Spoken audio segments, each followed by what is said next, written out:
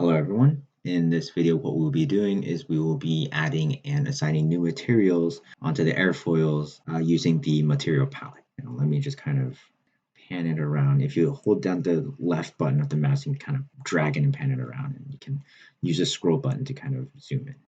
Okay. So select one of the airfoils and click Modify Material Divisions.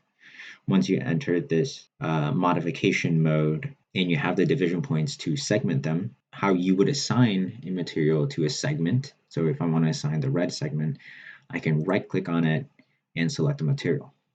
Now notice how I have unspecified right here. And if you want to add more options to it, you would go into materials and material palette. Okay. Now notice how here are all the composite materials available from the material database, which I'll cover in a different video. In our case, just go ahead and highlight all of them. You can either click and drag or click one of them, hold down Control, or you can just click one, hold down Shift, and select all of them. So select the ones you want, click Add, and notice how it will be added to your current material palette. Click Save Changes, and to assign it, go ahead and right click on the segment and notice how all the options are right here.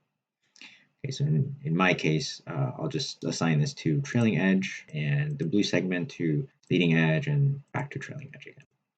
Okay, now notice how this legend, the material legend right here, updates immediately as well. And it also goes in a clockwise manner. For visualization purposes, I'll go ahead and click Done Modification, and I'll click Check Blade Data. Obviously, there are errors right here because I didn't specify some of the materials, but you can see how at the division points, the material is kind of extruded outwards to the next airfoil to create this surface. And so this surface right here will be that one material, and it's separated by the division points.